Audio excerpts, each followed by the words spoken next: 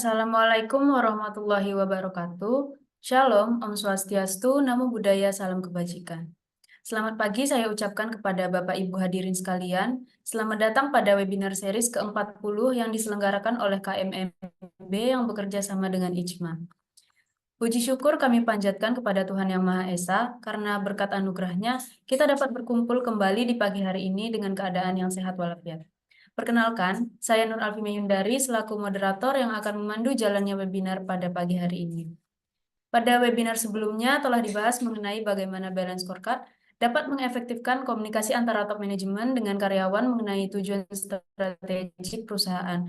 Untuk itu, pada webinar kali ini akan membahas mengenai setting targets, resource allocation, initiative, and budget. Baik, sebelum memulai webinar, saya ingin menyapa pemateri kita pada webinar kali ini. Untuk pemateri pertama ada Ibu Elsa Kusuma. Selamat pagi, Bu Elsa. Selamat pagi, Mbak Mei. Apa kabarnya, Mbak Mei? Alhamdulillah baik. Bagaimana kabar Bu Elsa sendiri? Baik juga. Semangat sekali ya moderat kita hari ini. Baik, baik. Selanjutnya untuk pemateri kedua ada Ibu Cindy Paulina. Selamat pagi, Ibu Cindy. Selamat pagi, Bu Indah. Baik, bagaimana kabarnya Bu Cindy hari ini? Baik, Alhamdulillah. Kan kita akan bahas materi lagi ya, Baik, terima materi yang lebih kasih. seru lagi. Iya, Iya. baik Bu Indah. Baik, terima kasih untuk respon-responnya. Baik, tanpa berlama-lama lagi, langsung saja kita ke pemateri pertama, yaitu Bu Elsa, yang akan membawakan materi mengenai perencanaan dan penetapan target. Untuk itu, kepada Ibu Elsa, Bismillahirrahmanirrahim. Assalamualaikum warahmatullahi wabarakatuh. Selamat pagi Bapak Ibu semuanya. Suara saya terdengar jelas ya? Atau suara saya kecil sekali? sudah jelas, Ibu Elsa. Baik, bismillahirrahmanirrahim. Oke, selamat pagi Bapak Ibu semuanya. Kembali lagi kita bertemu ya di webinar Corporate Strategi. Di series 40, kalau di pertemuan sebelumnya kita sudah membahas ya integrasi antara organisasi dengan karyawan. Pada pertemuan ini kita akan membahas lebih detail lagi mengenai pentingnya. Maaf sebelumnya Ibu Elsa, sepertinya suaranya kurang terdengar jelas. Tes, suara saya kurang jelas ya? Belum terdengar? Sudah terdengar tapi sedikit lebih kecil. Mungkin bisa Bentar.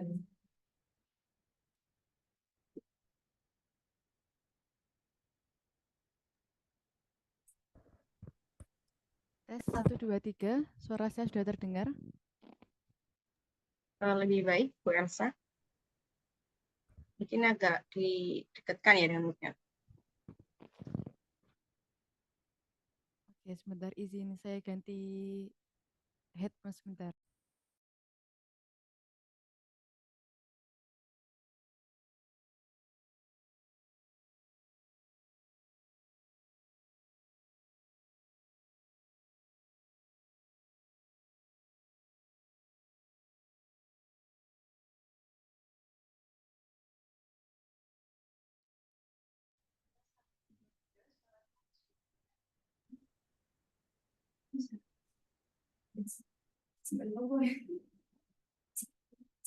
Tes, suara saya belum terdengar ya?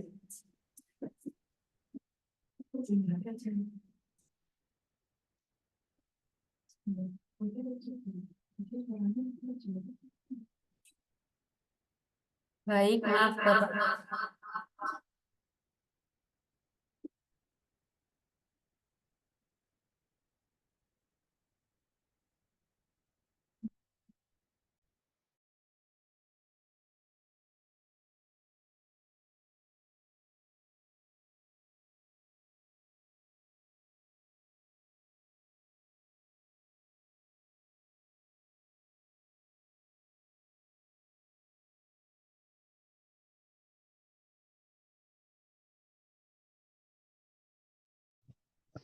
Apakah suara saya sudah terdengar, Bapak Ibu? Sudah Ibu Elsa. Terima kasih. Mungkin bisa dilanjutkan kepada Bu Elsa, kami persilakan. Baik, mohon maaf atas kendala yang barusan terjadi ya, mohon maaf. Mungkin bisa saya lanjutkan. Baik, alhamdulillah kita masih bisa bertemu ya Bapak Ibu semuanya, yang insya Allah semua dalam keadaan sehat, bertemu kembali pada webinar Corporate Strategi ke series 40 ya. Kita sudah series 40, di mana pertemuan ini kita akan membahas lanjutan dari pertemuan sebelumnya. Kalau di pertemuan sebelumnya kita sudah membahas integrasi antara organisasi atau perusahaan dengan karyawan. Pada pertemuan ini kita akan membahas lebih detail lagi mengenai pentingnya juga mengintegrasikan antara target dari kinerja, kemudian juga alokasi sumber daya, inisiatif strategis, dan juga anggaran dari perusahaan untuk bisa mengimplementasikan strategi yang lebih efektif. Seperti itu. Kemudian pada slide pertama ini ya, kita mungkin Bapak Ibu juga sudah tidak asing mengenai manajemen strategik ya. Ini juga sudah pernah kita bahas di pertemuan-pertemuan sebelumnya, bahwa mengenai balance scorecard ini satu hal yang prosesnya saling berkesinambungan. Jadi dimulai dengan kita men-setting dulu target dan juga strategi inisiatif, karena dalam bisnis kita juga harus melaraskan ya sumber daya keuangan, kemudian dan juga fisiknya dengan strategi, di mana anggaran modal jangka panjang dan juga inisiatif strategis ini juga harus diarahkan untuk bisa mencapai target yang ambisius dan ukuran target yang ambisius untuk tujuan dan ukuran pada balance scorecard. Jadi terdapat 4 langkah ya memang, mulai dari strategic feedback. Kita mulai dari clarifying and translating the vision strategy, kemudian dilanjutkan terdapat juga planning dan target setting. Kita juga perlu communicating and linking, dan juga strategic feedback and learning. Jadi yang pertama kita lakukan adalah langkah pertama adalah memperjelas visi dan strategi perusahaan agar dapat dipahami dan juga diterjemahkan dalam tujuan-tujuan yang nantinya agak lebih spesifik lagi dan dapat diukur. Contohnya mungkin ketika perusahaan ini ke depan ingin menjadi pemimpin dalam pasarnya ya, masing-masing industrinya, dalam halnya spesifiknya dalam teknologi ramah lingkungan, karena sekarang juga terkait implementasi ESG dan juga green process ini sudah sangat hal yang mulai dikembangkan ya untuk masing-masing perusahaan, di mana dalam visi kemudian diterjemahkan ke dalam sasaran strategis ke depan. Strategi ini harus dapat meningkatkan investasi dalam riset and development untuk teknologi hijau. Kemudian selanjutnya yaitu kita melakukan planning and target setting, jadi perencanaan dan penetapan strategi. Setelah visi tadi bisa kita terjemahkan, perusahaan kemudian menetapkan rencana aksi yang terperinci dan menetapkan target untuk setiap tujuan. Hal ini mencakup penentuan langkah-langkah yang diperlukan untuk pencapaian tersebut. Contohnya mungkin ketika kita menetapkan target untuk mengurangi emisi karbon sebesar mungkin 10% dalam 2 tahun, kita juga perlu mempertimbangkan kebutuhan kita, sumber daya kita mengenai teknologi ramah lingkungan. Kemudian communicating and linking, jadi berkomunikasi dan menghubungkan. Jadi pada tahap ini, tahap selanjutnya, tahap ketiga ini, tujuan-tujuan yang telah ditetapkan tadi dikomunikasikan ke seluruh bagian organisasi. Tujuan tersebut dihubungkan dengan insentif untuk memastikan setiap orang, setiap karyawan, setiap bagian dari organisasi ini termotivasi untuk bisa mencapai tujuan kita tersebut. Kemudian yang terakhir yaitu kita perlu adanya feedback ya, strategic feedback dan learning.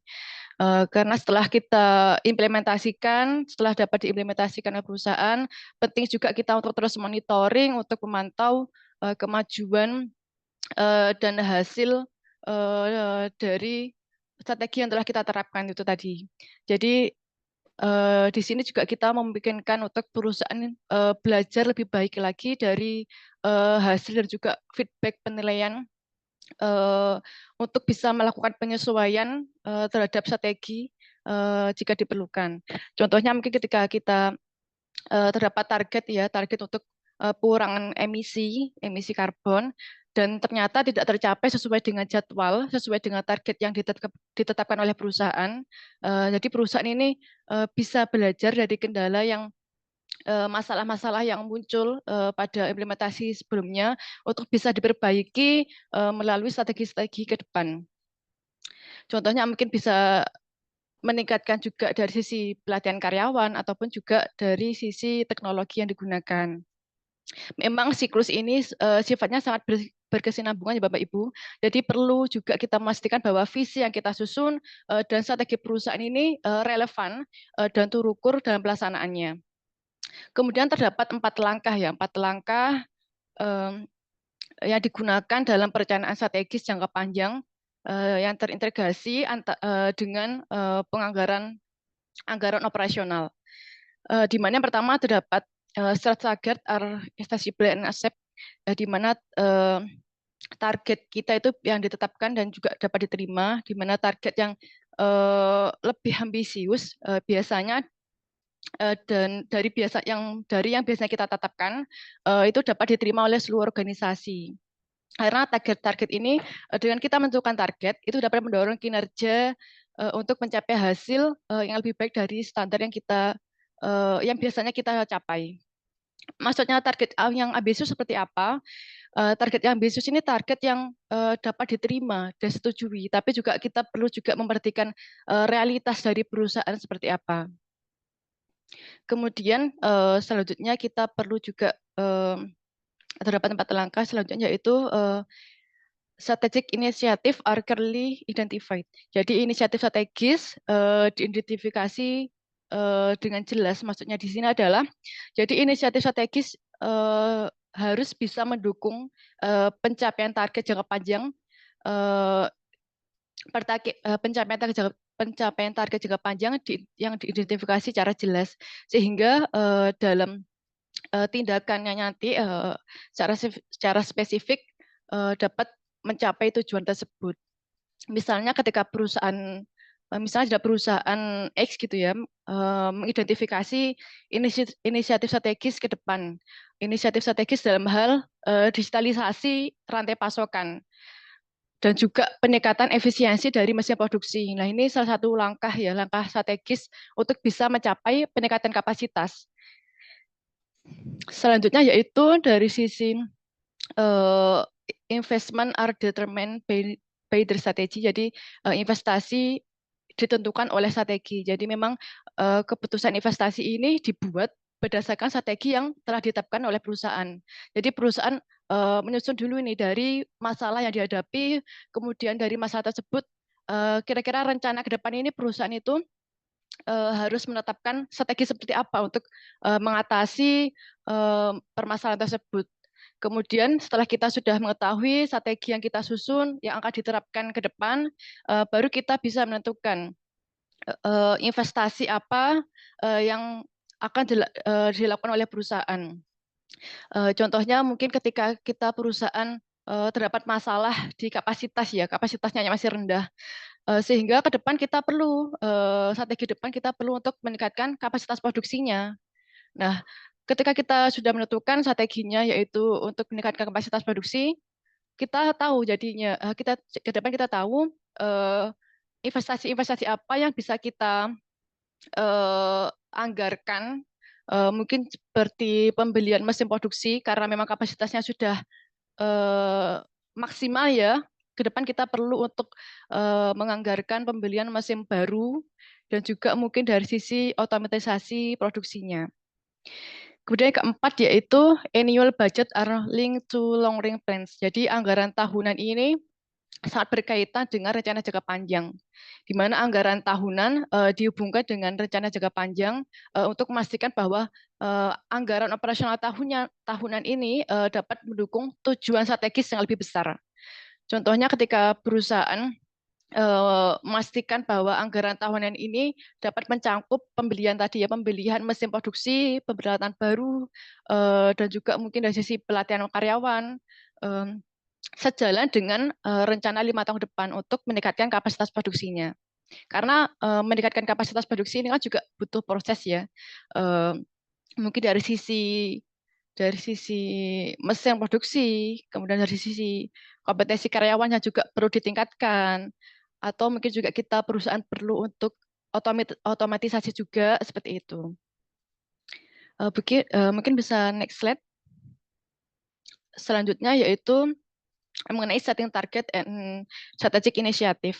Jadi sebenarnya memang ada 4 langkah ya, Bapak Ibu. Jadi untuk menggunakan balance scorecard ini dalam proses perencanaan jangka panjang ini, dalam proses perencanaan jangka panjang dan keterkaitannya dengan budget, dengan penganggaran operasional, ada beberapa hal yang perlu diperhatikan. Yang pertama kita perlu menetapkan target. Seperti yang di slide sebelumnya kita sudah membahas bahwa dalam menentukan target kita perlu target yang ambisius, dalam artian kita tetap memperhatikan realitas dari perusahaan, tetapi kita bisa menentukan target yang lebih baik dari pencapaian sebelumnya. Tetapi juga dalam menentukan target ini juga harus dapat diterima dan disetujui oleh semua karyawan. Jadi ada hubungan sebab akibat di dalam balance scorecard ini dalam membantu mengidentifikasi pendorong penting yang akan memungkinkan kinerja atau kinerja pada ukuran hasil yang penting, terutama pada finansial dan juga customer. Karena fungsi target sendiri adalah target ini kan sebagai standar kuantitatif yang digunakan untuk bisa mengukur pencapaian tujuan strategis. Jadi target yang efektif itu kalau bisa harus menantang, tapi juga dapat dicapai dan juga memberikan arah dan motivasi untuk karyawan bisa mencapai target tersebut.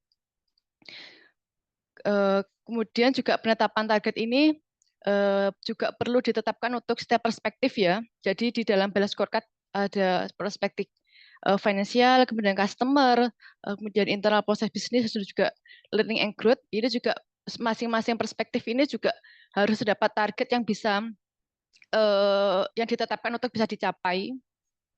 Karena tujuan utama target ini adalah untuk menciptakan keseimbangan antara hasil jangka pendek dan investasi jangka panjang. Kemudian identify strategic initiative. Jadi terkadang terdapat kesenjangan antara target yang ambisius yang ditetapkan di dalam balance scorecard ini untuk bisa target ini kan kadang kesenjangan antara target yang ambisius yang ditetapkan untuk balance scorecard ini dan juga kinerja saat ini itu menjadi ukuran yang membuat manajemen untuk menetapkan prioritas untuk investasi modal dan program kerja yang untuk dapat menutup kesenjangan tersebut, gap tersebut. Jadi manajer ini harus bisa mengevaluasi, menghilangkan atau mengurangi penekanan inisiatif yang tidak akan berdampak besar pada satu atau lebih dari tujuan balance scorecard. Jadi untuk mengidentifikasi dan merasionalisasi inisiatif strategis yang tepat, itu ada beberapa langkah yang perlu dilakukan untuk mengatasi gap antara target kita yang ambisius dan juga kinerja saat ini. Jadi perlu proses untuk memastikan bahwa sumber daya kita difokuskan pada inisiatif yang memberikan dampak besar terhadap tujuan strategis perusahaan. Pertama kita perlu mengidentifikasi jadi gap antara kinerja. Jadi gap kinerja ini kan muncul karena perbedaan signifikan antara target yang ditetapkan dan pencapaian yang realita, yang aktual pada balance scorecard. Jadi seorang manajer atau pemimpin ini harus bisa mengidentifikasi area-area mana yang di kinerja saat ini tuh tertinggal, belum bisa mencapai target yang kita tetapkan. Baik dari sisi perspektif finansial, kemudian customer, proses bisnis juga learning and growth. Jadi kita harus memahami akar masalahnya dahulu. Kenapa kok terjadi gap? Kenapa kok targetnya ini tidak tercapai yang telah kita tetapkan. Jadi penting kita untuk mengetahui masalahnya apa. Misalnya apakah kinerja ini kinerjanya rendah ini apakah karena efisiensi operasionalnya kurang, kemudian inovasinya rendah ataupun juga kurangnya pengembangan dari sumber daya manusia. Setelah itu, setelah kita tahu prioritas-prioritas mana yang masalah-masalahnya apa, kita perlu untuk mengetahui prioritas area yang penting. Jadi kita mengevaluasi dampaknya terhadap tujuan. Jadi karena tidak semua gap target ya, targetnya tidak terpenuhi ini dampaknya sama. Karena seorang manajer, jadi seorang pemimpin pimpinan perusahaan harus bisa memprioritaskan inisiatif inisiatif strategis yang dapat menutup gap pada area paling kritis untuk mencapai tujuan strategis perusahaan. Contohnya mungkin dari sisi pendapatan atau keuntungan finansialnya atau juga kepuasan pelanggan. Jadi terdapat area-area tertentu yang memang secara langsung mempengaruhi performa dari balance scorecard ini yang harus menjadi fokus utama. Jadi kita harus menentukan prioritas masalahnya yang harus kita atasi dahulu. Jadi kita menentukan kriteria prioritas dari gap yang lebih besar yang biasanya memerlukan perhatian lebih besar. Karena inisiatif strategis yang diusulkan harus memiliki dampak yang signifikan terhadap balance scorecard. Beberapa inisiatif strategis memang mungkin lebih cepat diimplementasikan dibandingkan yang lainnya. Jadi kita perlu memprioritaskan dahulu mana-mana masalah yang harus kita atasi lebih dahulu. Kemudian setelah kita sudah tahu area-area mana yang harus diprioritaskan untuk diatasi, langkah selanjutnya adalah mengidentifikasi inisiatif yang secara langsung dapat mengatasi gap tersebut, gap target yang masih jauh ini. Misalnya ketika produktivitasnya rendah, produktivitas karyawan rendah, apa masalahnya? Inisiatif strategis yang relevan apa? Mungkin dari sisi apakah otomatisasi perlu dilakukan, ataukah kita juga perlu mendekatkan pelatihan dari karyawan. Kemudian seorang manajer juga perlu mengevaluasi apakah setiap inisiatif strategis ini layak dan juga sesuai dengan sumber daya yang dimiliki oleh perusahaan.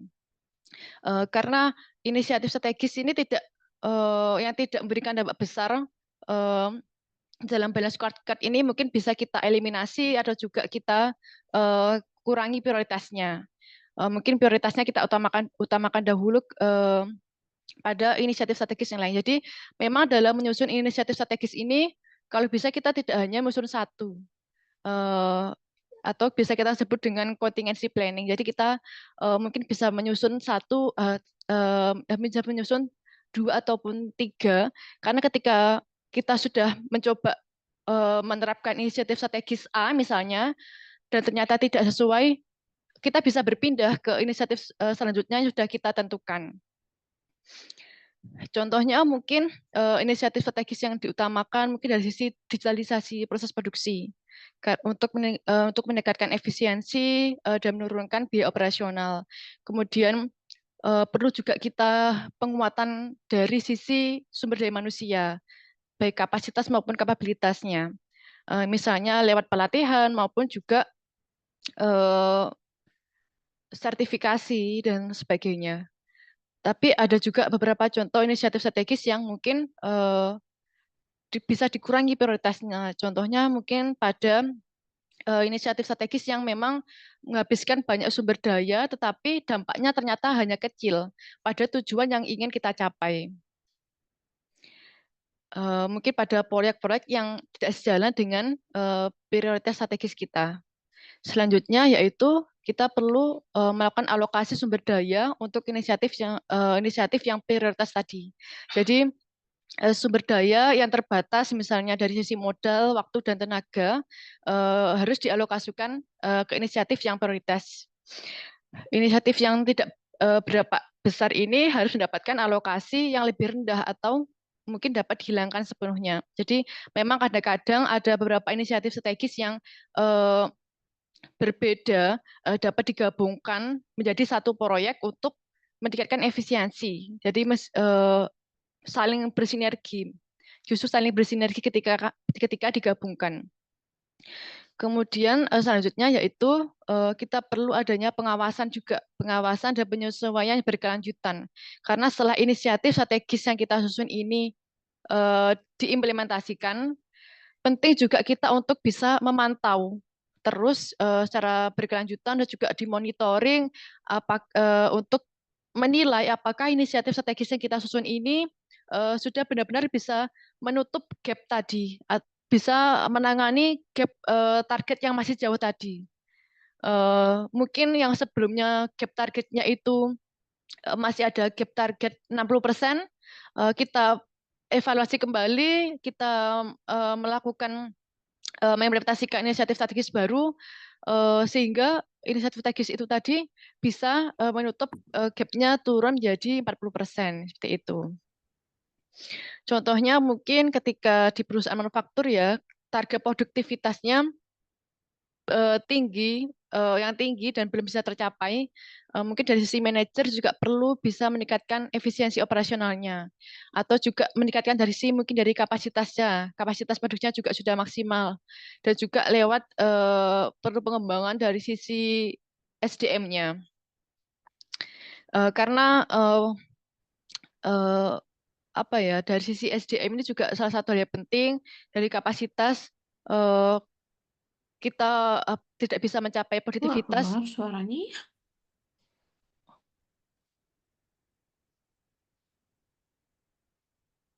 Tes apa suara saya terdengar? Oke, izin melanjutkan kembali. Jadi dari sisi perusahaan manufaktur ini kita lihat kembali dari sisi masalahnya mungkin produktivitas tidak yang tinggi dan kita tidak bisa mencapai. Mungkin dari sisi kapasitas yang memang perlu ditingkatkan. Kalau kita berusaha mencapai dari sisi lainnya, ternyata masalahnya di kapasitas, berarti ya yang memang harus kita perbaiki adalah dari kapasitas produksinya ditingkatkan kembali.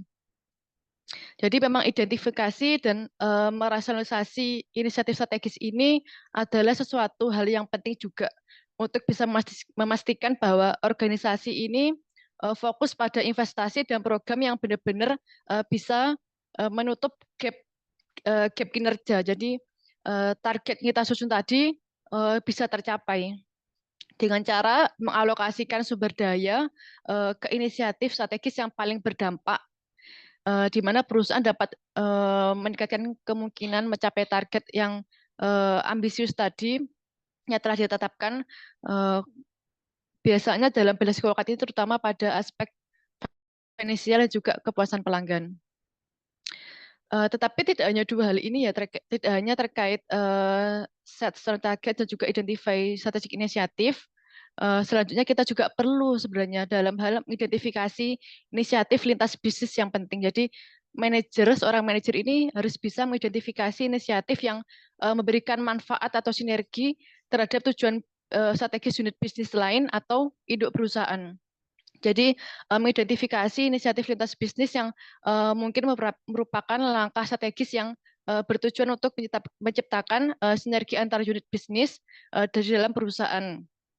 Karena dengan kita menerapkan sinergi, memungkinkan perusahaan juga untuk mencapai efisiensi yang lebih tinggi dan juga bisa meningkatkan kinerja perusahaan dan mengoptimalkan sumber daya yang dimiliki oleh perusahaan.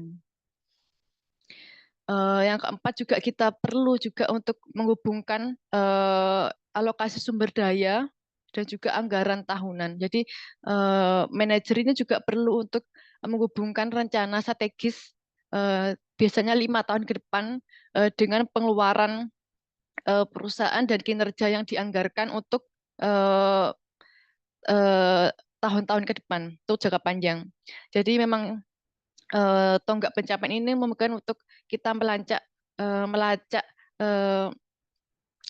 unit bisnis ini di sepanjang proses strategisnya. Jadi menghubungkan rencana strategis dengan alokasi sumber daya dan anggaran tahunan untuk bisa memastikan bahwa strategi perusahaan itu dapat dijalankan dengan efektif dalam jangka panjang. Mungkin bisa next slide. Oke, selanjutnya terdapat 3 cara ya Bapak Ibu. Ada 3 cara dalam proses perencanaan berdasarkan balance scorecard. Jadi yang pertama yaitu kita perlu missing measure program. Jadi kita tahu program pengukuran-pengukuran yang missing. Jadi program ini bertujuan untuk mengidentifikasi dan mengukur metrik-metrik yang mungkin belum atau terlewat untuk diperhitungkan dalam sistem pengukuran kinerja. Jadi pengukuran-pengukuran yang terlewat atau hilang ini itu adalah elemen-elemen yang sebenarnya penting, tetapi mungkin tidak terukur atau terabaikan di dalam balance scorecard. Jadi, padahal perhitungan tersebut itu memiliki dampak yang signifikan terhadap keberhasilan strategi. Misalnya ada beberapa contoh perusahaan yang memang kita pernah kerjakan ya. Bu Enan, ininya konfirmasinya. Itu Ada beberapa perusahaan yang pernah kita kerjakan di mana di dalam target-target target-target KPI-nya ini tidak mengukur terkait kepuasan pelanggan. Padahal ini perusahaan jasa ya. Padahal sebenarnya dari sisi kepuasan pelanggan itu, adalah salah satu aspek yang juga penting gitu ya. Jadi dengan kita mengukur kepuasan pelanggan, mohon maaf, dengan kita mengukur kepuasan pelanggan, kita tahu nih apakah jasa yang kita berikan ini sudah dapat diterima oleh pelanggan, ataukah ke depan kita juga perlu memperbaiki kinerja kita sehingga dapat memperkuat, meningkatkan kepuasan pelanggan dan juga meningkatkan loyalitas pelanggan seperti itu. Selanjutnya di mana dengan kita dalam proses penerapan balance scorecard ini, perusahaan ini harus dapat harus dapat menemukan celahnya ya, celah dari dalam data atau area yang memang belum diukur seperti tadi ya, terkait customer satisfaction. Karena dengan kita menambahkan mungkin pengukuran baru atau dimensi baru ini ke dalam pengukuran kinerja, bisa lebih memperkaya analisis atau mendorong pengambilan keputusan yang lebih tepat dan juga lebih komprehensif lagi. Kemudian selanjutnya yaitu continuous improvement program with rate of change metric. Jadi program peningkatan berkelanjutan yang dikaitkan dengan rate of change matrix ya. Jadi di sini maksudnya adalah program peningkatan berkelanjutan adalah proses yang dirancang untuk bisa secara continuous, secara terus-menerus mencari cara untuk meningkatkan kinerja perusahaan. Di dalam balance scorecard ini, rate of change metric ini diperkenalkan sebagai indikator untuk mengukur seberapa cepat perusahaan ini dapat memperbaiki kinerja pada area-area tertentu. Karena metrik ini dapat memungkinkan perusahaan untuk tidak hanya memantau kinerja statis, tapi juga seberapa cepat perbaikan dilakukan dalam waktu ke waktu. Misalnya perusahaan mungkin memiliki target pada peningkatan produktivitas atau efisiensi produksi. Dengan kita berfokus pada efisiensi produksi, kita bisa mengidentifikasi apakah inisiatif tersebut, inisiatif peningkatan yang kita lakukan dapat berjalan sesuai dengan apa yang kita rencanakan. Atau mungkin ke depan kita butuh juga penyesuaian evaluasi lebih lanjut. Di mana dengan kita mengidentifikasi ya indikator-indikator apa yang mungkin belum terukur, juga bisa mendorong perbaikan dan juga konsisten pada secara berkelanjutan dan memastikan bahwa perusahaan ini tidak hanya mempertahankan kinerja yang tetapi terus berkembang secara dinamis ya, mempercepat proses perbaikan yang lebih baik lagi. Yang ketiga yaitu terdapat strategik inisiatif. Di sini maksudnya adalah inisiatif strategis ini adalah tindakan cara besar dan radikal ya, yang dirancang untuk bisa mengubah cara perusahaan beroperasi secara fundamental. Jadi maksudnya adalah ada proses re-engineering di sini atau transformasi yang melibatkan perubahan mendasar pada proses bisnis, baik teknologi ataupun juga struktur organisasi untuk meningkatkan kinerja perusahaan yang signifikan. Jadi di dalam BSC, di dalam Balance Scorecard ini, inisiatif strategis ini diarahkan untuk bisa mempercepat pencapaian target melalui perubahan secara radikal. Misalnya ada dorongan pendorong utama kinerja terkait efisiensi produksi. Dari sisi perusahaan mungkin bisa melakukan lewat otomatisasi ataupun juga restrukturisasi proses manufaktur untuk bisa mencapai efisiensi produksi yang lebih tinggi lagi, lebih baik lagi. Di mana inisiatif strategis ini juga seringkali ya memang membutuhkan investasi yang besar, tetapi kadang ada beberapa perusahaan yang juga kendalanya itu ada di bagian keuangan. Jadi kalau masalah seperti itu kita juga perlu meningkatkan strategic alliance mungkin ya salah satunya, karena masalahnya perusahaan ingin berkembang, meningkatkan kapasitasnya agar efisiensinya juga lebih baik lagi, kita bisa memenuhi pasar, tapi terhambat di sisi finansialnya, keuangannya. Sehingga seperti itu salah satu strategi yang juga bisa kita terapkan yaitu strategic alliance. Jadi kita ada salah satu ya, kita melakukan kerjasama dengan perusahaan sejenis di manufaktur. Mereka yang memproduksi, mereka juga yang mempersiapkan tempatnya, tetapi ketika kita butuh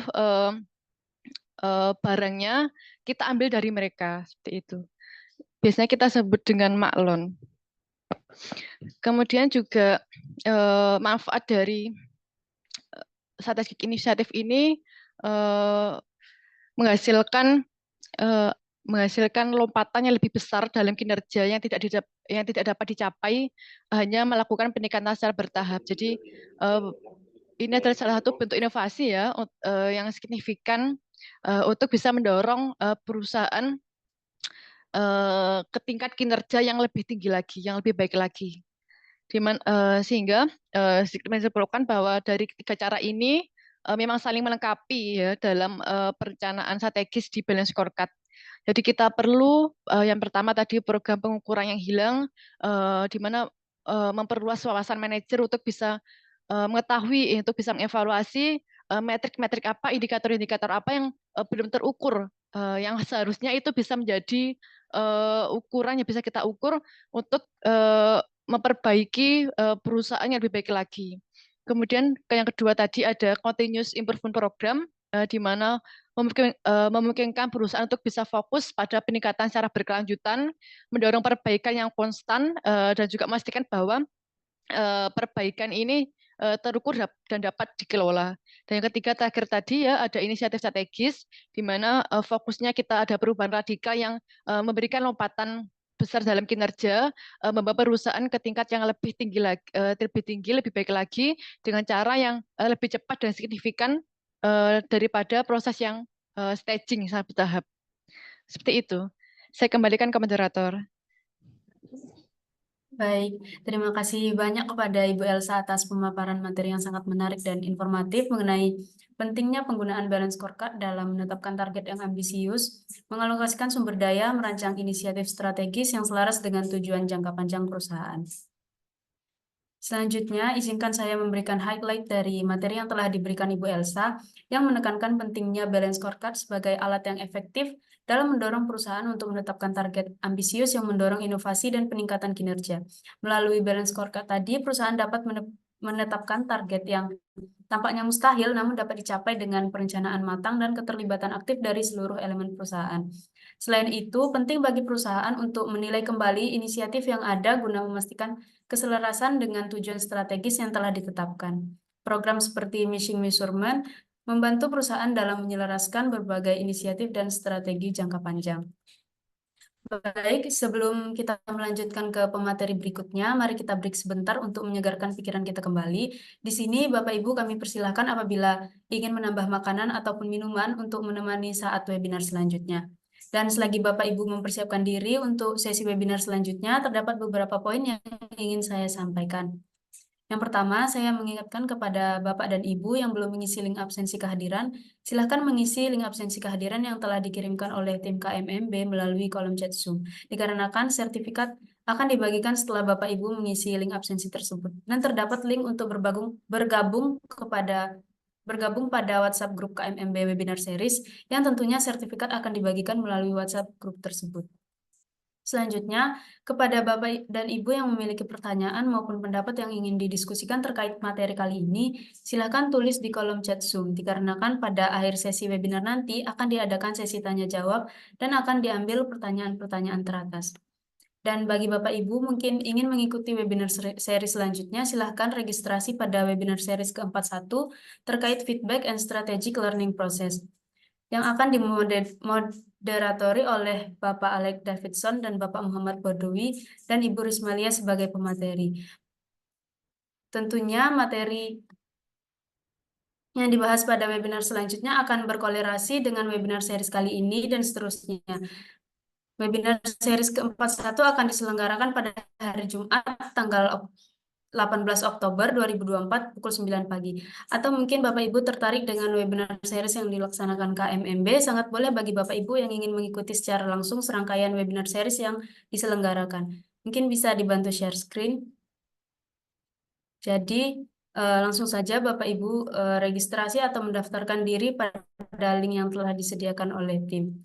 Dan jangan khawatir, bagi Bapak Ibu yang tidak mengikuti webinar seri sebelumnya, kami memiliki berbagai media sosial yang berisi informasi maupun materi yang dibahas pada webinar series. Silakan Bapak Ibu follow dan subscribe akun sosial media KMMB, yaitu pada Instagram dan TikTok di @kmmb_firm, dan YouTube-nya KMMB Management Consulting Firm, dan websitenya di kmmb.co.id.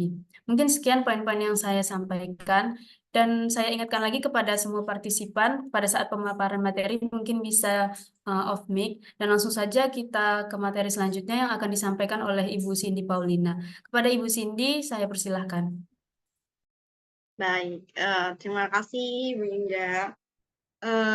Baik, mungkin materi selanjutnya ini akan bahas lanjutan ya dari materi Bu Elsa mengenai yang tadi udah dibahas ya di highlight terakhir, strategic initiative, di mana strategic initiative tadi kalau kata Bu Elsa adalah kita melakukan apa yang bisa kita lakukan perubahan radikal untuk mencapai target ya, di mana target itu harus sesuai dengan goals dari sebuah perusahaan. Baik, jadi di sini kalau kita lihat Bapak Ibu, sebenarnya strategic initiative ini apa sih gitu ya? Kenapa kita harus ada strategic initiative? Jadi yang dijelaskan Bu Elsa, strategic initiative ini kita menentukan langkah-langkah strategis kita, panduan ataupun tindakan untuk diterjemahkan ke operasional kita supaya tim operasional kita, tim unit bisnis kita itu bisa inline nih sama tujuan atau goals yang sudah disetting oleh korporasi. Sehingga di sini kita akan lebih mengetahui apa sih langkah-langkah strategi yang lebih dasar atau faktor utama yang menjadi mempengaruhi kinerja dari sebuah perusahaan. Kalau kita lihat dari sini, dari metrik sini, sebenarnya kita ini yang harus kita highlight terlebih dahulu itu adalah financial objective. Kita tentuin dulu nih sebenarnya goals kita ke depan, goals kita 5 tahun ke depan, ataupun goals kita untuk tahun ke depan apa gitu. Dari kita nentuin final objective kita itu apa seperti itu. Apakah kita ingin mencapai pertumbuhan dari yang sebelumnya hanya 5% per tahun itu menjadi 10% per tahun, atau 10% tingkat pertumbuhannya menjadi 10%, 5% hingga 10% pertumbuhan revenue growth kita gitu.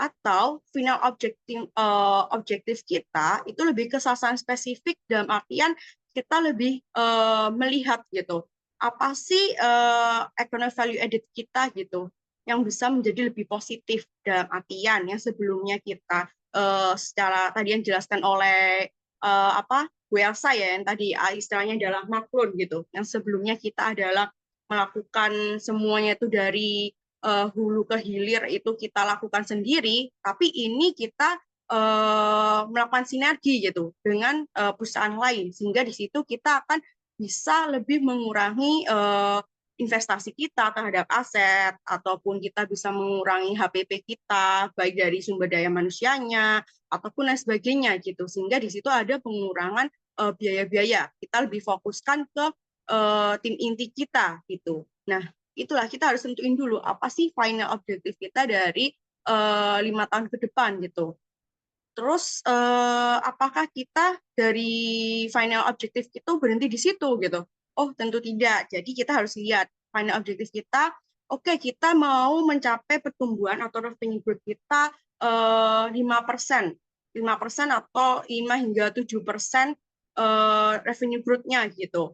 Nah, dari sini kita harus didukung dengan apa gitu? Apakah kita hanya bilang pertumbuhan itu 5 hingga 7% revenue growth-nya, tapi nggak didukung dengan aspek-aspek lain, itu akan sangat susah gitu ya. Nah, dari sini kita menggunakan balance scorecard ini, kita akan mempermudah gitu, melihat bagaimana kita bisa mencapai goals tersebut gitu. Apa aspek-aspek yang kita perlu highlight, apa aspek-aspek yang perlu kita push gitu untuk bisa mencapai target-target tersebut gitu. Nah, dari final objektif kita, ketika kita udah men-setting, kita udah menetapkan untuk oke, revenue growth kita Bapak Ibu 5 tahun ke depan dengan revenue growth 5%, 5 hingga 7% gitu.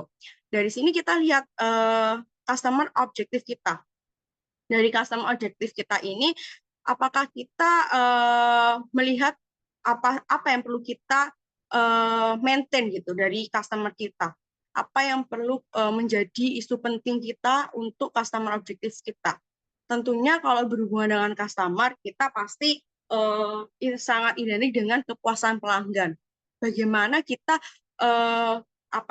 meratkan bagaimana kita memaintain ataupun kita meningkatkan indeks dari kepuasan pelanggan kita. Kalau bisa kita bisa mencapai 100% gitu. Apa yang harus kita lakukan gitu. Sehingga di sini kita harus tahu dulu nih, kalau bisa dari customer kita yang hanya sekian, kita mau menambah sekian gitu. Nah, untuk menambah sekian tersebut, apa yang harus kita lakukan? Oh, kita inisiatif strategis yang harus kita lakukan adalah kita harus mencapai target kepuasan pelanggan kita, itu harus mencapai 100% gitu. Atau kita bisa menjalin kemitraan nih dengan pelanggan kita gitu. Atau kita membuat member nih, pelanggan kita dibuatkan member gitu. Kalau dulu, kalau mungkin ada juga sekarang ya, dulu kalau zamannya ya tahun ini atau Gen Z ya, dulu ada kalau kita penyewaan DVD ataupun lain sebagainya itu ada member nih. Kalau kita mendaftarkan member, kita dapat potongan gitu. Lah, itulah maintenance di mana kita menggait pelanggan kita supaya tetap loyal di kita, tetap nyaman dengan pelayanan kita gitu. Sehingga di sini kita tentukan dulu strategi inisiatif kita untuk memaintain customer objective kita. Yang pastinya kita harus mencapai 100 tujuan goals kita itu harus mencapai 100% dari indeks kepuasan pelanggan kita. Ini harus kita pertahankan supaya customer kita tetap nyaman ataupun tetap berada di maksudnya ada repeat order ataupun merasa nyaman dengan pelayanan kita. Disitulah kita harus melihat apa sih inisiatif strategis yang harus kita lakukan supaya customer kita ini mencapai kepuasan pelanggan sampai 100%, seperti itu. Nah, dari sini tidak hanya dari customer objektif, tapi dari finance operation, financial objektif dengan mencapai customer objektif yang lebih tinggi, kita juga harus didukung dengan apa untuk mensupport hal tersebut, untuk mencapai target tersebut. Tentu saja kita juga harus diperkuat dengan adanya bisnis proses, di mana bisnis proses ini ada dua objektif ataupun ada dua concern. Contohnya ada bisnis proses innovation cycle dan ada operation cycle. Di mana kalau kita lihat innovation cycle ini bisa mengarah ke financial objektif ataupun bisa mengarah ke customer objektif. Dalam artian di sini bisnis proses dari innovation cycle ini itu sangat mempengaruhi kita bagaimana kita bisa mencapai target finansial objektif ataupun customer objektif. di bisnis proses untuk innovation cycle, di sini kita dituntut untuk melihat nih perkembangan pasar saat ini, apa yang bisa kita sesuaikan. Kita harus mampu adaptif dengan perubahan-perubahan pasar tersebut. Sehingga kita harus sesuaikan inisiatif strategis yang kita tentukan itu harus kita sesuaikan dengan pola pasar atau perkembangan pasar saat ini. Nah, di sini mungkin contohnya adalah kita dituntut yang sebelumnya dulu di perbankan kita melihat bahwa dijelaskan ya yang sebelumnya bahwa dulu kita di perbankan harus datang ke bank untuk membuat kartu debit ataupun kita mau mengajukan kartu kredit itu harus di bank gitu. Tapi saat ini hanya melalui digital kita udah langsung langsung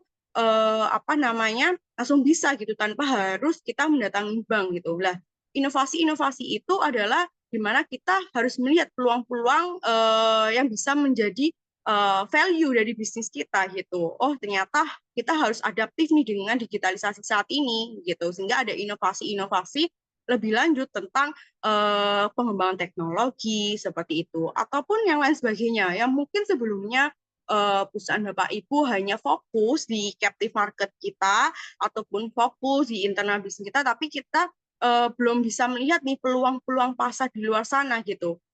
Inovasi apa yang bisa kita tangkap gitu untuk menangkap peluang pasar yang di luar captive kita. Dalam artian non captive pasar kita itu apa yang belum kita raih gitu supaya kita bisa meningkatkan ataupun bisa mencapai target kita yang sebelumnya revenue growth kita 5% itu menjadi 5 hingga 7% gitu. Kita harus tidak boleh terkungkung ya, misalnya terkungkung dalam captive. Kita harus melakukan inovasi lebih lanjut gitu. Contohnya mungkin dalam industri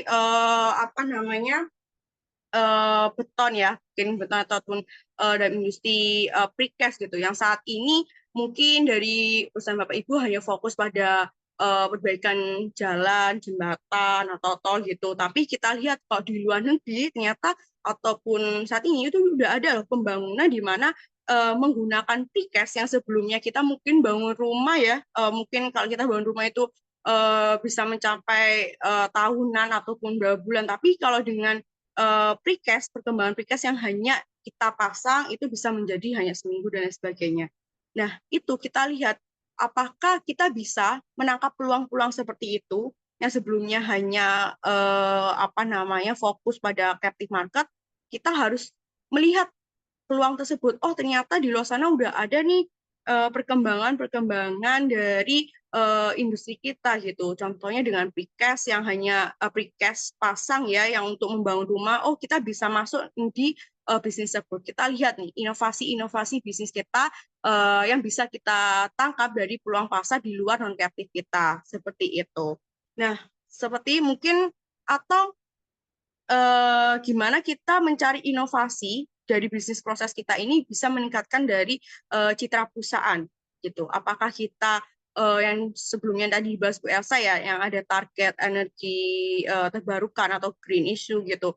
Apakah kita seperti itu? Bisnis proses kita kita arahkan, kita melihat sekarang isunya adalah kita harus mencapai target green infrastruktur ataupun kita harus mencapai isu untuk mencapai energi terbarukan tersebut supaya mencapai target. Oh, mungkin perusahaan kita juga ikut andil gitu. Sehingga di sini perusahaan-perusahaan kalau saya lihat juga udah mulai mengarah ke green issue di mana dalam proses bisnis mereka sudah mengadopsi untuk green issue tersebut seperti itu. Jadi kita dari bisnis proses ini di innovation sector kita harus mampu menciptakan inovasi-inovasi dengan menangkap peluang pasar. Kalau bisa, kita bisa membuat divisi sendiri R&D gitu, mungkin divisi R&D yang menangkap, yang khusus, yang meriset tentang inovasi-inovasi apa yang bisa menjadi peluang pasar kita gitu.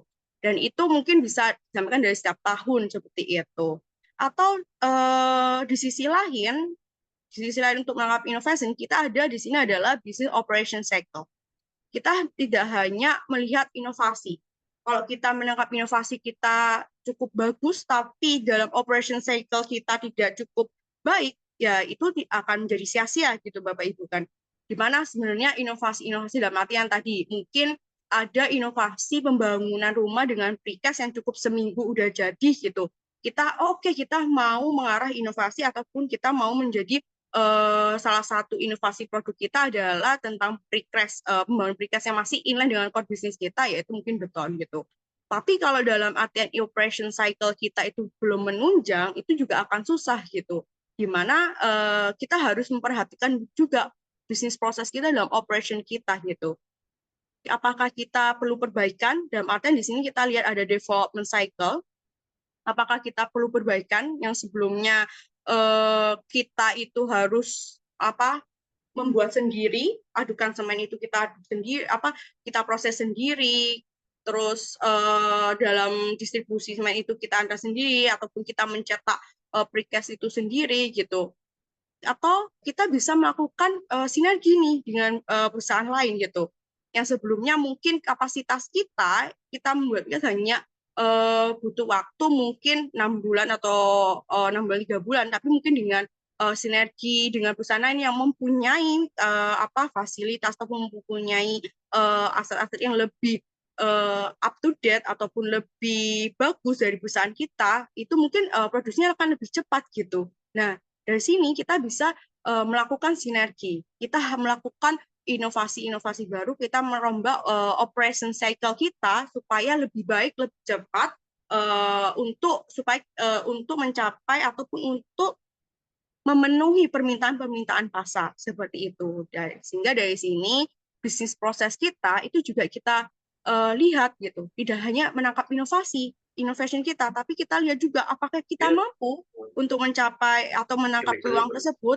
Tapi kita harus melihat dulu nih bisnis proses kita, apa yang perlu kita perbaiki, ataupun apa yang perlu kita melakukan kebijakan apa, strategi apa, apakah kita harus sinergi atau apakah kita harus memperbaiki dari internal kita yang mungkin yang sebelumnya dalam mengambil keputusan ada layer-layer di bawah-bawah ini ya, sehingga dalam pengambilan keputusan juga cukup lama, sehingga mungkin kalau dulu kartu kredit kita ada beberapa layer-layer di perusahaan perbankan dari layer pertama hingga layer bawah, sehingga pengambilan keputusan kartu kredit itu di ACC atau enggak itu cukup lama. Tapi saat ini yang tadi yang saya bilang udah ada perubahan dengan teknologi, hanya diwaktukan hanya sebelumnya 2 minggu, 3 minggu, tapi sekarang mungkin bisa dalam jangkauan waktu harian gitu. Nah, apakah hal-hal tersebut perlu kita perhatikan gitu? Tentunya pasti harus kita perhatikan. Kita lihat gimana titik-titik tertentu yang bisa menjadi ataupun bisa menjadi genjotan kita untuk lebih baik gitu. Apa yang harus kita cut ataupun apa yang harus kita perbaiki, atau kita perlu menciptakan strategi baru, contohnya tadi seperti sinergi dengan perusahaan lain seperti itu. Nah, di sisi lain kita juga bisa lihat dari account management selling, di mana kalau kita lihat bahwa apakah dari tim pemasaran kita, tim penjualan kita itu hanya terkungkung pada strategi-strategi yang tradisional. Dalam artian apakah hanya terfokus pada pasar tertentu, apa kita hanya fokus untuk bagaimana cara kita mencari pelanggan-pelanggan baru tanpa kita menetapkan atau mencari planning dengan strategi kita, dalam artian di mana yang sebenarnya kalau kita tidak hanya fokus mencapai pelanggan-pelanggan baru, tapi kita harus menetapkan ataupun kita harus membuat planning, kita harus memegang data gitu. Sebelum kita berperang, kita udah punya sangu nih untuk berperang gitu intinya. Jadi tim selling kita atau tim seller kita itu harus dibekali nih sebelum mereka berperang, dalam artian sebelum mereka mencari pelanggan ataupun market-market baru, harus dibekali terlebih dahulu nih Bapak Ibu gitu. Lah dibekali seperti apa? Lah seller-seller kita ini sepertinya mungkin kita kasihkan pelatihan, ataupun dari seller-seller kita ini kita berikan informasi-informasi yang bisa membantu mereka gitu. Bagaimana mereka ini bisa menganalisis tren pasar, bagaimana mereka mengetahui data-data dari pelanggan kita, target-target pelanggan kita gitu. Jangan sampai dari tim seller kita hanya terkungkung mencapai target penjualan sekian-sekian gitu. Itu akan susah gitu. Tapi kalau bisa tim seller kita ini kita pintarkan dulu gitu. Kita kasih bekal dulu apa ini yang harus kita lakukan gitu, data-data apa yang mereka perlukan gitu untuk mencapai target tersebut. Contohnya mungkin kita ada CRM, Customer Relationship Management, kita mengetahui data-data tentang pelanggan kita, mungkin pelanggan kita membutuhkan apa, atau target dari pelanggan kita seperti apa, pola pelanggan kita seperti apa, seperti itu. Terus yang selanjutnya mungkin dari order and billing management, di mana order and billing management ini juga kita lihat ya, jangan sampai dari tahap pemesanan atau kemudian sampai pembayaran ini cukup lama gitu, yang membuat pelanggan kita kecewa, membuat pelanggan kita merasa kayak aku udah pesannya lama, pembayarannya juga apa namanya mungkin juga terkendala dalam artian tidak sesuai dalam billingnya seperti itu. Mungkin sekarang kalau kita lihat dari perusahaan e-commerce yang mungkin kemarin ya, yang udah war, mungkin siapa di sini war 10 gitu lah. Di sini perusahaan e-commerce ini udah mulai nih menerapkan order and billing management berbasis teknologi gitu, secara otomatis ya. Setelah kalau kemarin kita check out gitu, kita udah pilih langsung, kita udah mengetahui pilihan di mana kita mau beli warna apa, size berapa gitu. Terus kita udah diarahkan langsung untuk melakukan pembayaran secara debit, kredit atau seperti apa, dan itu juga langsung terlihat jelas secara nominalnya berapa, apakah pembayaran kita berhasil ataukah belum seperti itu. Jadi kita harus lihat bagaimana sih dari operation cycle kita dari bisnis proses ini. Baik dari inovasi kita perbaiki, dari operation cycle-nya juga harus kita perbaiki gitu. Seperti itu. Nah, dari sini dasarnya adalah kita harus menciptakan learning and growth objektif kita yang juga kuat gitu. Yang seperti sebelumnya, bahwa dasar dari kita semua tujuan dan target kita yang menjalankan itu adalah sumber daya manusia kita gitu, sumber daya kita yang menjalankan gitu. Nah, kalau ketika dasar fondasi kita sendiri itu belum kuat, juga akan susah untuk mencapai dari layer-layer tadi hingga mencapai financial objektif kita gitu. Sehingga di sini learning and growth objektif kita juga harus dibuat dengan fondasi yang kuat. Misalnya kalau Bapak Ibu membangun rumah, beton dasar kita itu harus benar-benar bahan kualitas, kokoh, tahan gempa gitu misalnya seperti itu. Lah, ini seperti hal tersebut. Jadi learning and growth objektif kita juga seperti itu. Jangan sampai kita ada inovasi otomasi ataupun digitalisasi dalam proses bisnis kita, tapi sumber daya manusia kita belum mampu ke situ gitu. Literasi kita masih rendah gitu, ataupun pelatihan-pelatihan selama ini dilaksanakan ternyata belum efektif terhadap SDM kita gitu.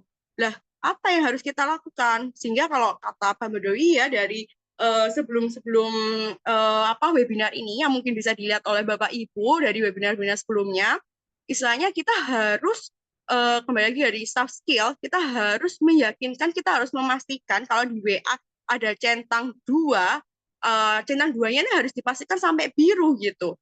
Nah, dari situ kita harus tahu bahwa soft skill kita ini apakah mumpuni gitu. Tapi ketika tidak masih ada permasalahan-permasalahan tersebut, apa yang harus kita lakukan? Apa yang harus perbaikan-perbaikan yang harus kita lakukan? Baik dari pelatihan internal ataupun kita nanti ada sinergi dengan universitas ataupun pelatihan dari lain supaya ada sharing information gitu, di mana staff kita, SDM kita itu juga udah terupdate dengan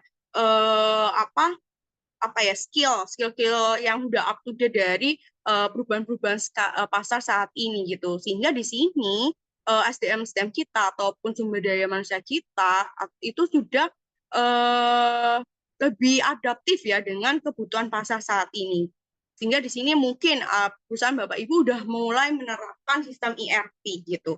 Jadi kalau bisa pastikan semua karyawan kita itu melakukan pelatihan internal untuk memastikan semua karyawan itu memahami sistem ERP yang baru yang diterapkan ini gitu, sehingga proses bisnis dapat berjalan lebih lancar dan efisien seperti itu.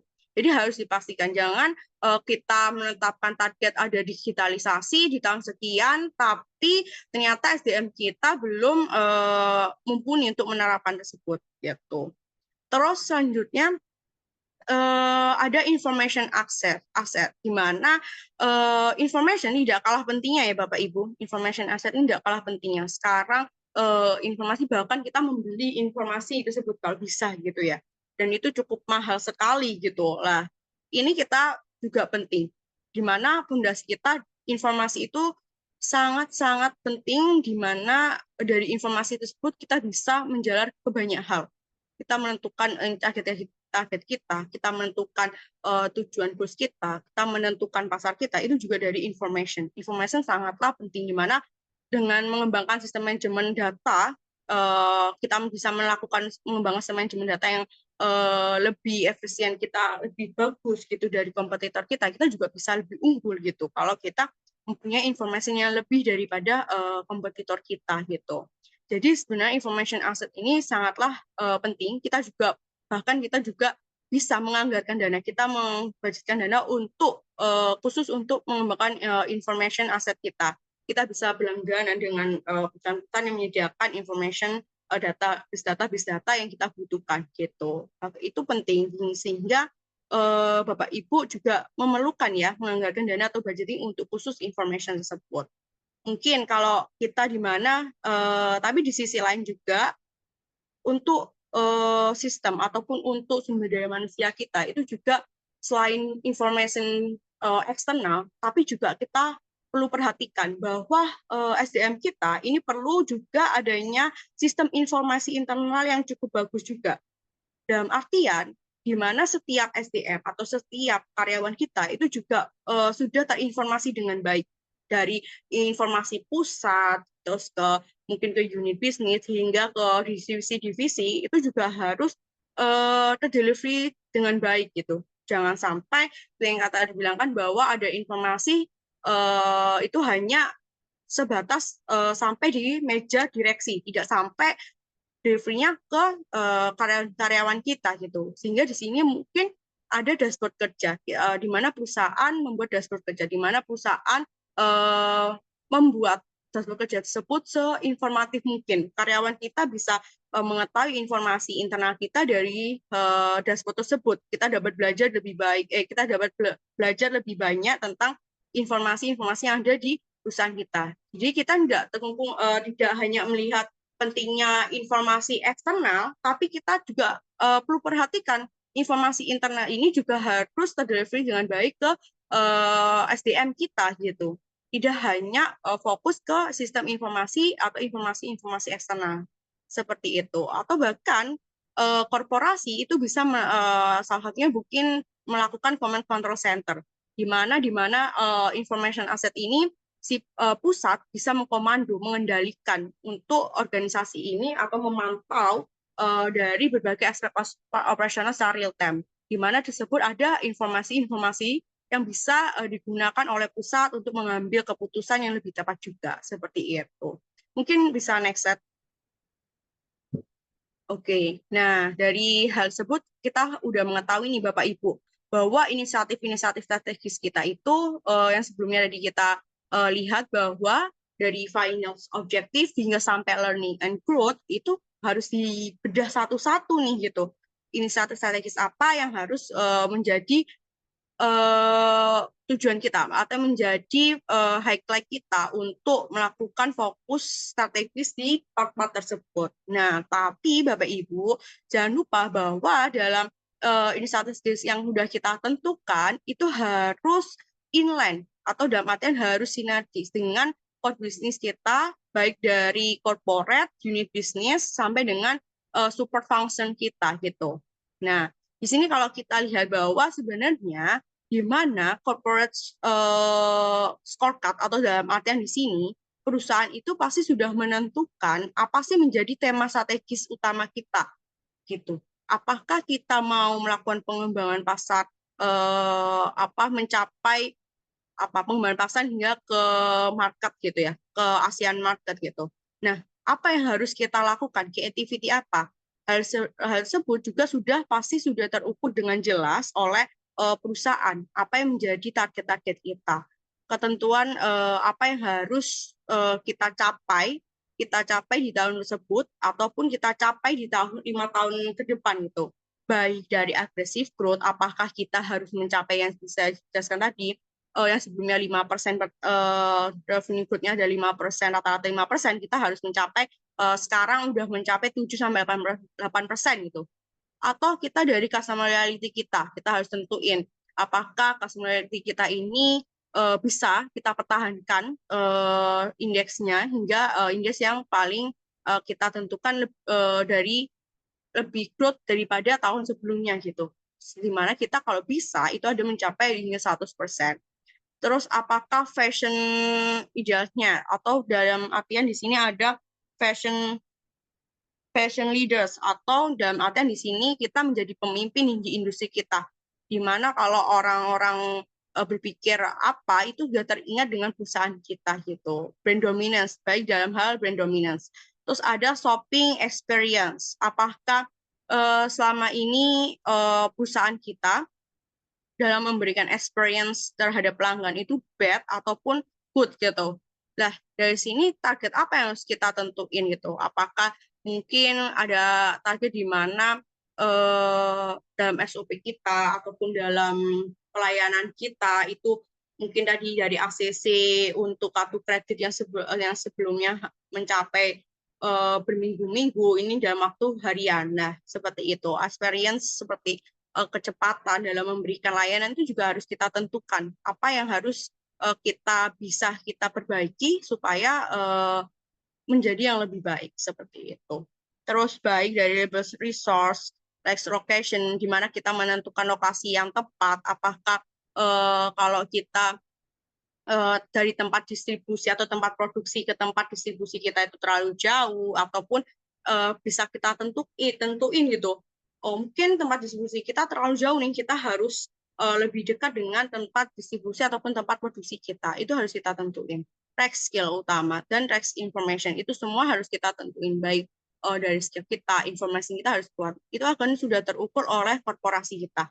Nah, dari corporate scorecard ini juga harus ingat dengan unit bisnis kita, di mana dari scorecard korporasi ini kita turunkan ke unit bisnis kita, di mana unit bisnis kita itu sebenarnya udah punya nih scorecard gitu. Tapi ini scorecard dari unit bisnis ini dan turun ke divisi itu akan lebih detail gitu, lebih detail dan lebih terukur, lebih jelas gitu. Yang sebelumnya mungkin korporasi revenue growth 5-7% 5 tahun ke depan. Nah, itu kan terlalu general gitu ya Bapak Ibu. Nah, ini harus kita ingatkan juga ke unit bisnis kita. Oh, mungkin di unit bisnis akan 5-7%. Oh, mungkin jadi untuk proyek-proyek baru itu ditingkatkan seberapa besar. Sehingga dari situ kita akan lebih jelas terukur apa yang harus kita lakukan ke unit operasional kita, lebih teknis dan lebih jelas dan mudah dipahami oleh unit bisnis kita. Tapi tidak kalah penting bahwa kita harus kita harus tahu bahwa support function kita itu bisa mendukung unit bisnis kita gitu.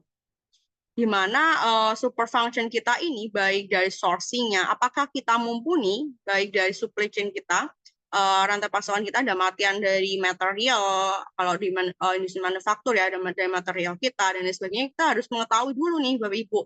Jangan sampai tadi ada revenue growth tapi ternyata material support pasokan dari material kita itu tidak mumpuni untuk memasok dari peningkatan dari permintaan tersebut gitu. Kita harus mengetahui dari real estate atau dari kondisi pabrik kita, apa pabrik kita mumpuni untuk produksi tersebut, atau dari kata Mbak Esa tadi apakah kita harus maklon seperti itu. Baik dari human resource, apakah human resource kita mumpuni juga, apa kita harus melakukan kerjasama dengan perusahaan yang lebih handal untuk mengoperasikan teknologi update tersebut. Nah, atau information service, kita juga harus mengetahui tentang informasi-informasi ini apakah kita mempunyai ataupun kita bisa mengambil informasi-informasi tersebut untuk mencapai dari target kita seperti itu. Nah, dari situlah kita mengetahui bahwa sebenarnya balance scorecard ini itu membantu kita untuk mengetahui untuk lebih detail apa sih yang harus kita lakukan, apa yang menjadi insight kita untuk mencapai target tersebut. Seperti itu Bapak Ibu. Mungkin saya dapat kembalikan ke moderator. Terima kasih.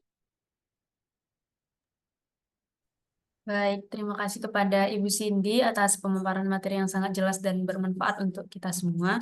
Semoga apa yang telah disampaikan oleh kedua pemateri kita kali ini dapat Bapak Ibu implementasikan dengan baik. Selanjutnya, izinkan saya menyampaikan sedikit highlight dari materi yang telah disampaikan Ibu Cindy mengenai bagaimana balance scorecard itu dapat mendukung perbaikan radikal melalui inisiatif strategis yang difokuskan pada tujuan pertumbuhan, bukan hanya pengurangan biaya. Namun, balance scorecard ini menyediakan struktur untuk mengidentifikasi dan melacak kemajuan inisiatif strategis yang selaras dengan sasaran organisasi.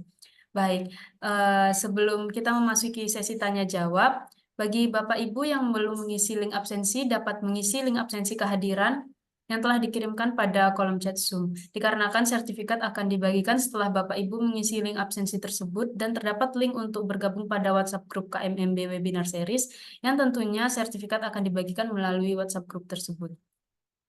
Selanjutnya kita memasuki sesi tanya jawab, di mana di sini sudah ada Bapak Andre Wibowo yang bertanya bagaimana memastikan bahwa setiap departemen dalam perusahaan mampu memahami dan menerjemahkan target ambisius yang ditetapkan secara strategis tanpa membebani mereka dan tetap fokus pada prioritas utama.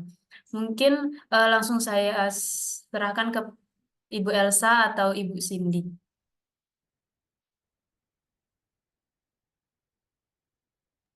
Izin menjawab. Iya, silakan Bu Elsa.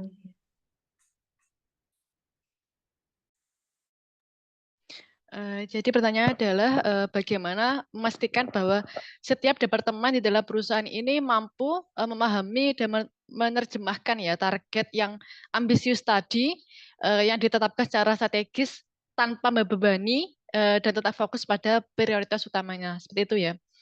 Izin menjawab. Jadi ada beberapa langkah yang memang bisa kita lakukan ya untuk memastikan bahwa setiap departemen di dalam perusahaan ini dapat memahami dan menerjemahkan target tersebut.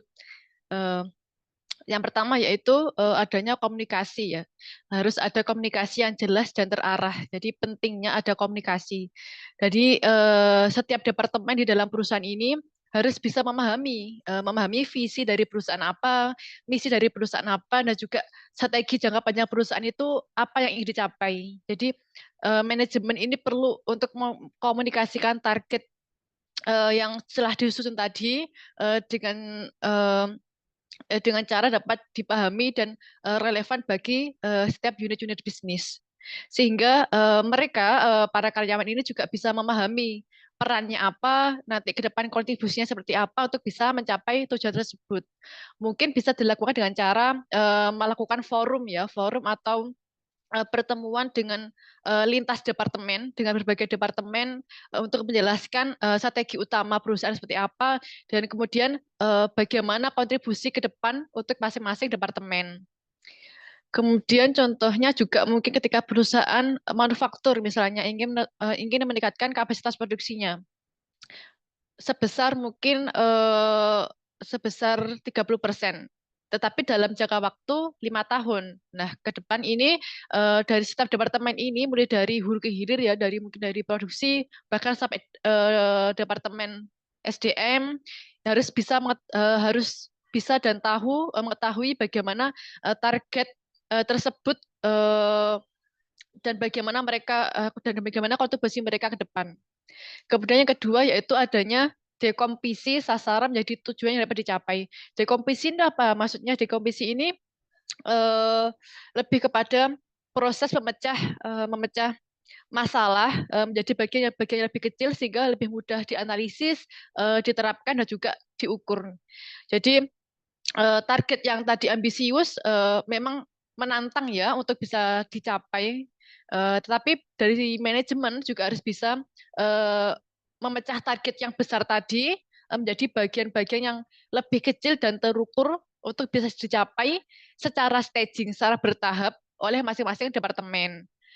Biasanya kita menggunakan KPI ya, kita sebut dengan KPI atau Key Performance Indicator yang memang relevan untuk masing-masing departemen. Untuk bisa mencerminkan kontribusi dari masing-masing departemen ini terhadap target yang telah ditetapkan tadi. Misalnya di Departemen IT. Departemen IT ini mungkin punya KPI, memiliki KPI untuk meningkatkan otomatisasi sebesar 15% misalnya per tahun. Sementara di Departemen Produksi mereka juga punya target yang berbeda, yaitu mungkin karena kita ingin meningkatkan kapasitas produksi tadi ya, sehingga KPI-nya mungkin mengurangi idle time atau downtime dengan teknologi baru ataupun metode baru di dalam proses produksi. Yang ketiga, kita juga perlu memprioritaskan target untuk menghindari overload. Jadi menetapkan target terlalu banyak yang ambisius juga ini juga bisa membebani departemen dan mengalihkan perhatian dari hal-hal yang mungkin lebih penting gitu. Jadi manajemen itu juga harus tahu prioritasnya apa yang harus diutamakan, apa yang harus dicapai lebih dahulu, sehingga masing-masing departemen ini dapat mengalokasikan sumber daya yang dimiliki dan fokus pada sasaran yang paling penting yang harus dicapai. Jadi kita harus menentukan skala prioritasnya untuk setiap inisiatif strategis tersebut mengacu pada pentingnya pencapaian dalam jangka pendek dan jangka panjang, sehingga masing-masing dari departemen ini hanya fokus pada target yang prioritas yang sudah diidentifikasi oleh manajemen. Contohnya mungkin dari perusahaan manufaktur yang tadi ingin meningkatkan kapasitas produksi ya, mungkin ke depan bisa menetapkan prioritas utamanya untuk departemen produksi, sementara untuk departemen SDM juga apa, misalnya prioritasnya di departemen SDM ini, human capital ini bisa meningkatkan keterampilan kompetensi dari karyawan untuk mendukung digitalisasi dari departemen IT. Kemudian yang keempat ini ada juga kita perlu memiliki sumber daya yang memadai. Jadi kita juga harus ada dukungan dari sumber daya, baik itu dari sisi keuangan ya, biasanya finansial, anggaran perusahaan seperti apa, kemudian juga dari sisi sumber daya manusianya, tenaga kerjanya, atau sekarang juga kita yang harus perlu didorong ini dari sisi teknologinya. Karena tanpa sumber daya ya, tanpa resource yang kita miliki ini, penentuan sumber daya yang tidak tepat juga kita sulit ya untuk mencapai target yang ambisius yang telah kita tetapkan tadi. Ke depan juga kita perlu, jadi sehingga kita perlu ya memastikan bahwa dari sisi anggaran, alokasi anggaran, kemudian SDM dan juga teknologi ini sesuai, relevan, mencerminkan prioritas strategi yang akan kita implementasikan. Jadi kita perlu melakukan evaluasi sumber daya secara berkala pastinya untuk memastikan bahwa di dalam setiap departemen ini memiliki apa yang mereka butuhkan untuk mencapai target tersebut. Yang kelima, kita juga perlu untuk monitoring, untuk memantau kinerja secara berkala dan melakukan penyesuaian juga. Jadi kita melihat apakah masing-masing departemen ini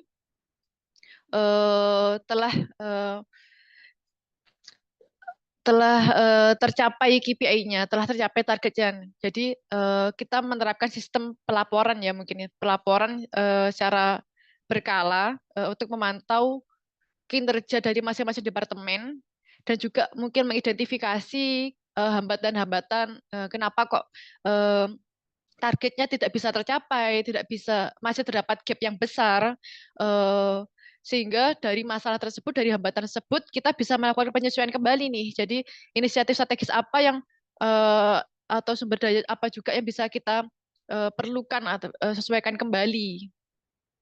Seperti itu. Mungkin yang keenam juga kita perlu melibatkan, memberdayakan karyawan, karena karyawan di setiap departemen ini sebisa mungkin harus merasa bahwa mereka ini memiliki peran yang penting di dalam pencapaian target perusahaan ini.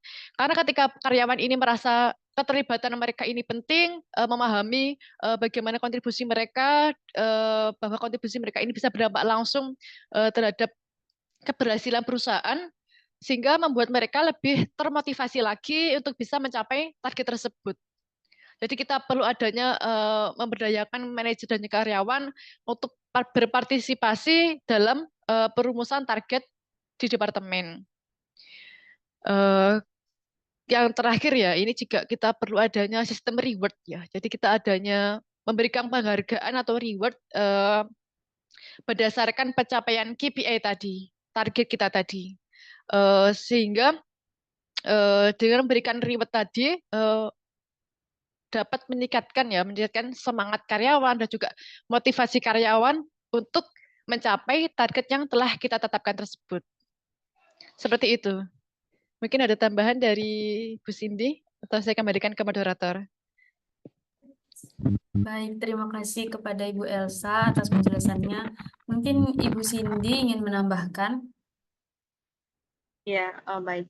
Mungkin udah cukup jelas banget ya tadi yang dijelaskan oleh Bu Elsa, tapi sebenarnya juga tadi untuk kita untuk mengetahui bahwa bagaimana sih unit bisnis kita ini supaya nggak terlalu terbebani gitu ya. Sebenarnya kalau dari korporasi ketika menetapkan target ataupun menetapkan KPI itu pasti juga ketika korporasi itu udah punya anak perusahaan ya Bapak Ibu, dimana punya anak perusahaan, cucu perusahaan, target-target tersebut, target-target yang sudah ditentukan itu pasti juga akan dikonfirmasikan ke unit bisnis kita. Apakah ini sudah sesuai dari target yang mungkin sudah ditentukan dari unit bisnis kita? Apakah terlalu over atau bagi mereka ini cukup bagus? Dalam artian di sini kalau kata Bu Elsa tadi udah cukup ambisius gitu ya untuk dicapai gitu. Nah dari situ kita juga tidak hanya terpusat di corporate, tapi kita juga mendeliverkan target tersebut ke unit bisnis kita.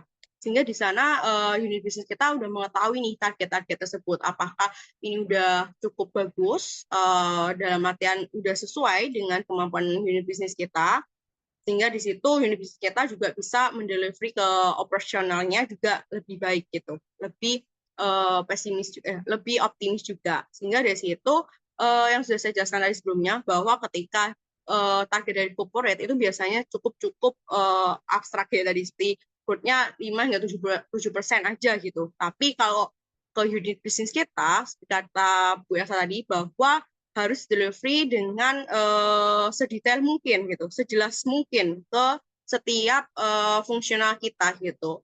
Dari target-target tersebut udah disesuaikan, kita pecah-pecah kembali sedasar mungkin ke divisi kita, baik dari divisi IT, dari divisi R&D kita, pemasaran kita, dan lain sebagainya gitu. Kita pecahkan sehingga dari situ mungkin dari unit-unit kita itu juga tidak terlalu terbebani gitu. Misalnya mereka sudah mengetahui dan sudah terlihat secara jelas apa yang harus dilakukan, target untuk tahun ini seberapa, apa yang harus mereka lakukan gitu. Tapi dari sisi lain juga udah disupport dari function kita gitu. Objective function kita juga udah disupport dari sisi mungkin SDM-nya, mungkin ada target penambahan penjualan. Oh ternyata dari sisi SDM ternyata udah ada penambahan SDM gitu, di mana tim pemasaran kita bertambah, pelatihan pemasaran kita juga didukung.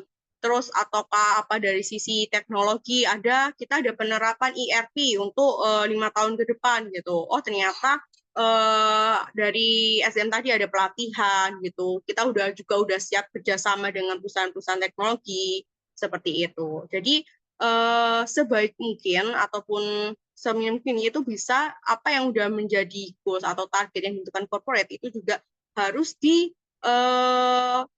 dideliverkan atau dikonfirmasikan ke anak-anak bisnis kita, bahkan bisnis kita seperti itu. Jadi jangan sampai hanya di meja direksi tapi belum bisa di delivery ke anak atau unit bisnis kita, bahkan tidak bisa menerjemahkan dari target-target tersebut seperti itu. Jadi sebisa mungkin, sejelas mungkin, dan harus inline seperti itu Pak.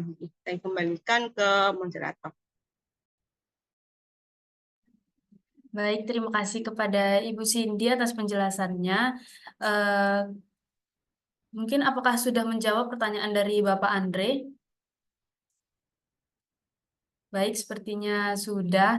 Kita lanjut ke pertanyaan kedua. Di sini ada dari Ibu Kalista. Bagaimana perusahaan dapat secara objektif mengevaluasi inisiatif strategis yang sedang berjalan menggunakan balance scorecard? Dan kapan waktu yang tepat untuk memutuskan apakah sebuah inisiatif harus dihentikan atau diubah? Mungkin saya serahkan ke Ibu Cindy atau Ibu Elsa untuk menjawab pertanyaan dari Ibu Kalista. Mungkin saya dulu boleh. Iya. Eh, sebelum waktunya yang sangat terbatas, jadi saya jawab singkat aja.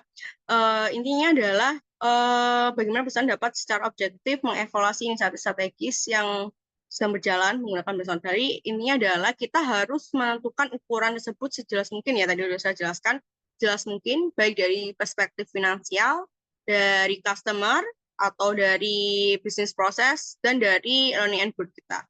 Itu harus kita jelaskan lah. Supaya jelas, sebenarnya adalah kita menentukan KPI. Kita tentukan KPI per tahun, baik dari corporate, unit bisnis kita, bahkan di divisi kita gitu.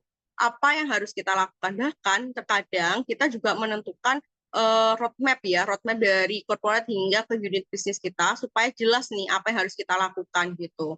Tapi sebenarnya untuk melakukan evaluasi ini kita biasanya hanya melihat dalam artian salah satunya kita melihat dari KPI ya. KPI dari setiap tahun tersebut. Apakah dari unit bisnis kita ini bisa mencapai target tersebut? Apakah dari divisi kita bisa mencapai target tersebut? Kalau memang cukup kenapa tidak mencapai target tersebut, kita lakukan evaluasi gitu. Yang katakan biasa, kita akan lakukan evaluasi apa yang menjadi kendala, apa yang menjadi permasalahan, itu kita lakukan evaluasi per tahun gitu. Bahkan inisiatif strategis ini, seperti yang dijelaskan tadi, tidak hanya satu ya kata Bu Esari, kita harus mempunyai contingency planning, apa yang menjadi inisiatif strategis supaya kita bisa mengejar gap atau mengejar target yang belum kita capai tersebut gitu. Apa yang harus kita lakukan, kita evaluasi seperti itu. Terus kapan sih waktu yang tepat untuk memutuskan? Nah, apakah dari evaluasi tersebut kita butuh inisiatif strategis yang kita tentukan itu apakah cukup masih relevan kita lakukan untuk saat ini? Ternyata untuk saat ini tidak cukup relevan gitu. Contohnya mungkin inisiatif strategis kita yang kita lakukan terlalu tradisional gitu. Sedangkan di sini semua udah berbasis digitalisasi. Nah, itu kita harus lakukan perubahan-perubahan gitu. Namun idealnya kalau bisa kita lakukan evaluasi bisa 6 bulan sekali, ataupun kalau jangka pendek kita evaluasi di 3 bulan sekali, seperti itu. Mungkin saya kembalikan tambahan dari Bu Elsa. Terima kasih. Mungkin izin menambahkan sedikit ya. Iya, betul sekali ya yang disampaikan oleh Bu Cindy. Jadi memang langkah pertama kan kita perlu ya untuk menetapkan KPI yang memang relevan dan terukur. Kemudian ke depan kita juga meskipun kita sudah menentukan KPI, kita juga perlu nih untuk monitoring, untuk memantau implementasi dari target tersebut, dari inisiatif strategis kita tetapkan, apakah sudah bisa mencapai target KPI yang kita tetapkan. Kemudian ada beberapa waktu ya, jadi ketika memang inisiatif strategis tersebut tidak bisa menutup gap ya, menutup gap antara target dan juga aktual target yang kita tetapkan. Di situ kita sudah menunjukkan ya bahwa ada jalan, ada kode nih, ya, apakah kita harus menghentikan, mengevaluasi kembali dan mengubahnya ke inisiatif strategis yang lainnya. Jadi memang dalam prosesnya ini hal yang paling penting adalah monitoring, karena dengan kita monitoring, dengan kita evaluasi masalahnya, root cause-nya seperti apa. Kalau di manajemen strategik itu kita biasanya menggunakan fishbone analysis ya. Jadi kita mencari nih root cause-nya, masalahnya apa, kenapa kok target kita tidak bisa tercapai, dan ke depan apa yang bisa kita lakukan.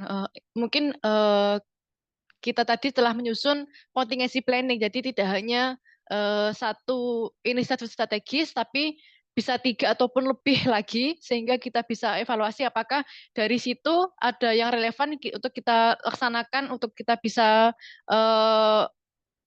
lakukan untuk memperbaiki gap tersebut, sehingga bisa lebih baik lagi mencapai target KPI. Jadi seperti itu. Kurang lebih dari saya kembalikan ke moderator. Baik, terima kasih kepada Ibu Elsa dan Ibu Cindy atas jawabannya yang sangat jelas. Dan mengingat adanya keterbatasan waktu, sayangnya sesi tanya jawab harus kami cukupkan. Dan karena waktu menunjukkan pukul 10.45, kita akan cukupkan webinar kali ini. Namun akan sangat disayangkan apabila kita tidak mengabadikan hari ini. Bapak Ibu semua mungkin bisa on cam demi kelancaran sesi foto bersama kali ini.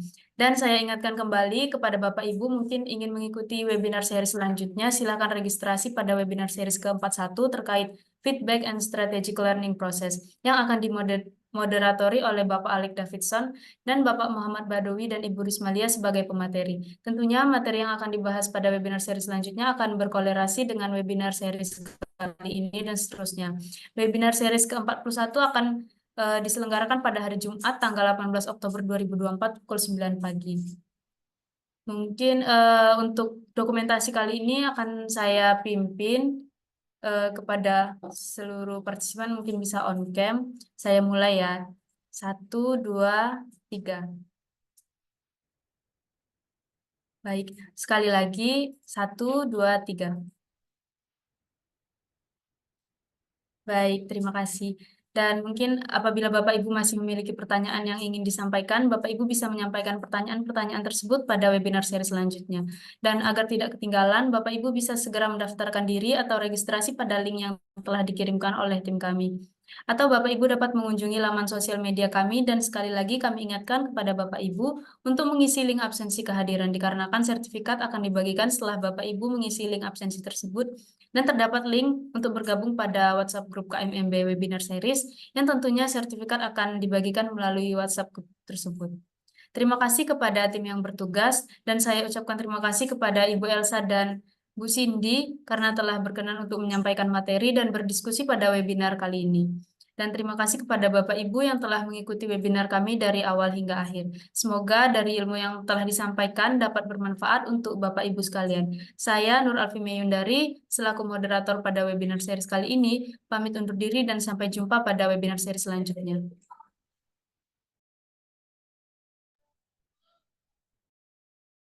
Terima kasih Bapak Ibu, Winda, Bu Elsa.